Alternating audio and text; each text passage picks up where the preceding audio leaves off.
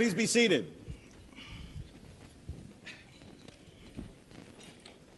Well, we just did the important symbolic act that I was going to start with, the handshake on the stage. So thank you very much, gentlemen, so allowing us to get down to business. It really is a delight for us to be able to host this event. This event, of course, has vital symbolic value, but I don't think all 400 of you are here tonight just for the symbolism. I think you're here tonight because these two gentlemen have between them decades, nearly a century of experience in together helping their countries navigate the sometimes, shall I say, the often turbulent, stormy waters of the Middle East. And it is, I think, a privilege that all of us will have the opportunity during our conversation to benefit from the insights that both of you bring to bear on the important issues that we all collectively face in the Middle East today. So with that, if you may, let's begin.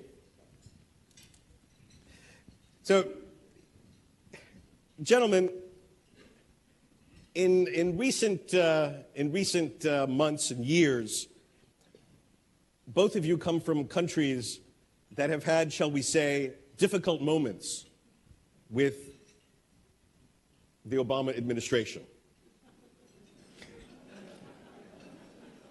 You, Your Royal Highness, you wrote, I think, a very compelling and blunt response to President Obama's use of the term free rider and his call for sharing the Middle East between your country and another country on the other side of the Gulf.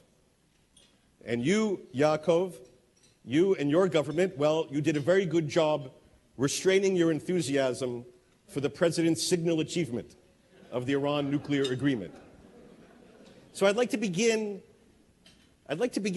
with serious questions about America and your countries and how you view the direction of your nation's relationships with America. I think everyone in this room, if they've read one thing over the last a couple of months, they have read the 19,000 words of Jeffrey Goldberg's The Obama Doctrine, which, to encapsulate, projects the idea that the Middle East is less important to America than it used to be, that America should be more reluctant to engage in the region's problems, and that our allies are often burdens, not assets.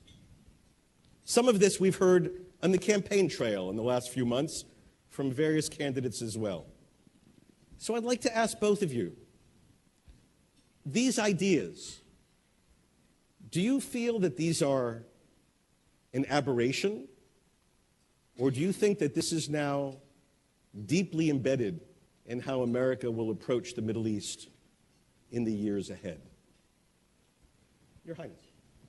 Bismillah ar-Rahman ar-Rahim. First of all, let me thank you, Mr. Satlov, and the people here at YNAB for inviting me to be here and to meet with the General. I must say, when I last met with the board of the YNAB, I invited them to come to Saudi Arabia. And some of them said they would gladly come. And I remember one of them said, if I come, will I be allowed to come? I said, of course. But if you come there, we will not allow you to go back.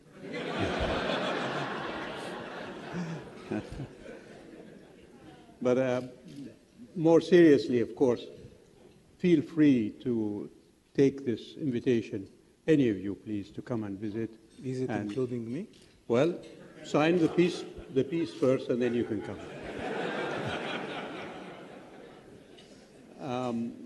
On America, for us in Saudi Arabia, America is a strategic partner. And it's a partnership that is not just confined to the governments, but we feel that we have a special link with the American people. Those of you who don't know the Arabian Peninsula will not appreciate that for many years it was a place of warfare and poverty and disease and all of the ills that could befall any peoples, until it was united in 1932. And a few years after that, the Americans were the ones who came and helped develop our oil industry. And I know there are many people who consider oil as the worst commodity that can be used for either transport or producing electricity or other things. But for us in Saudi Arabia, it's been a lifeline. And everything that has come in the kingdom without the resources that developed from that oil would not have been undertaken. Now, of course, we're in the position of having to go forward and try to find alternatives to oil.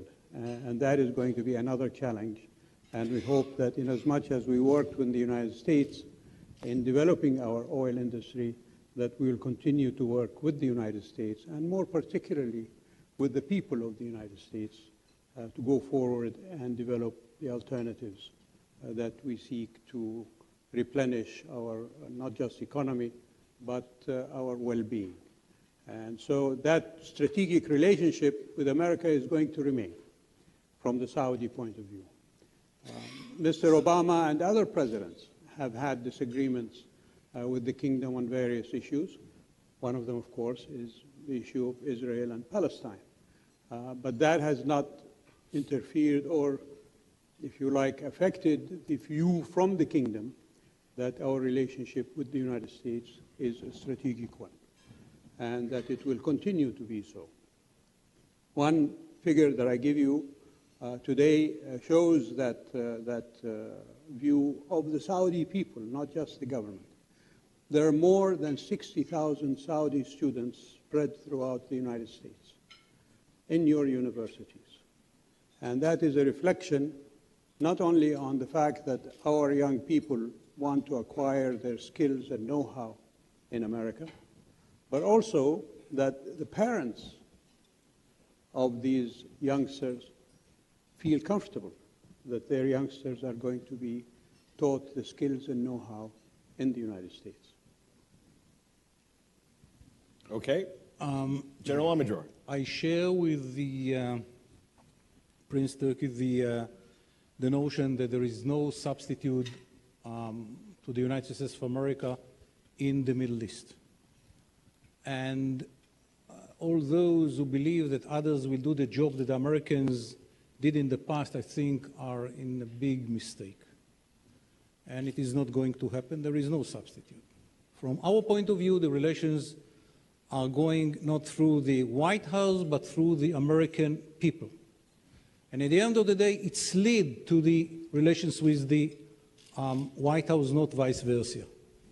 So we have to work harder and to have the same relations that we did in the past in the future. And presidents are coming and going, but we will have to have strong relations with the American people, and we'll do whatever is needed to have these relations in the future. I believe that although we have some disagreements, and not every word that the president said about the Middle East and about the state of Israel we agree about, but at the end of the day, I think that we have very good relations in many areas which are crucial to Israel. If you ask today, your people in the Pentagon and our people in the IDF never had been such good relations. The same is about the intelligence community.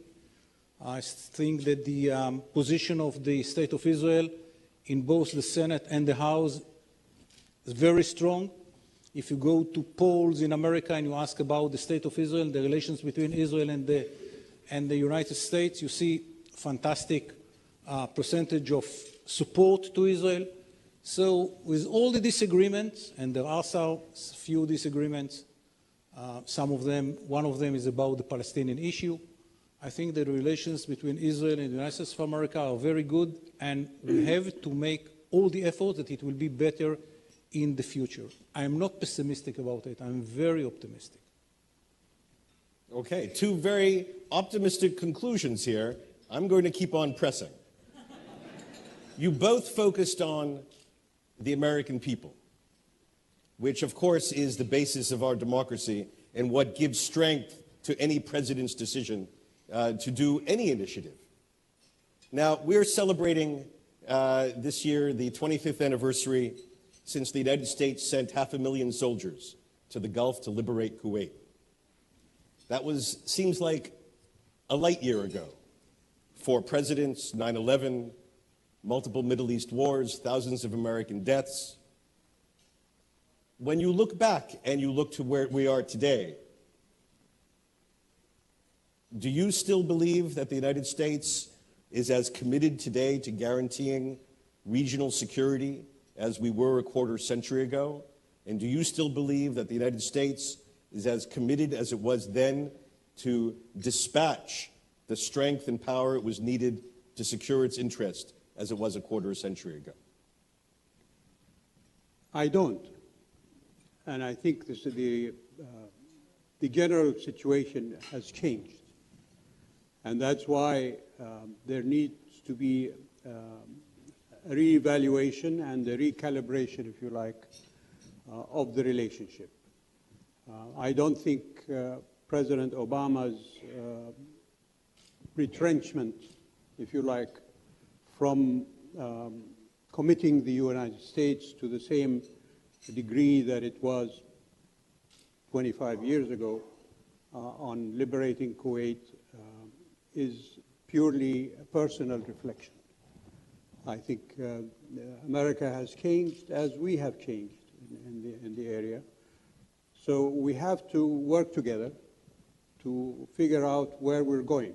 I think both of us recognize that we have common interests that bind us together, whether it is fighting terrorism, whether it is engaging in improving peace in the area, or in other such endeavors that benefit both our countries.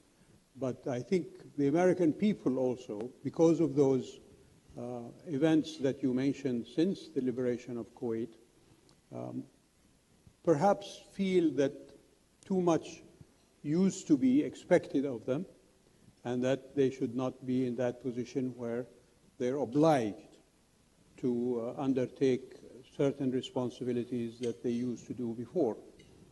And I think this is where it is very important for both peoples and both countries, and of course the governments have to do it, is to sit down together, identify where we agree with each other, where we can go forward together, and agree to disagree on issues that we find difficult to come to terms with.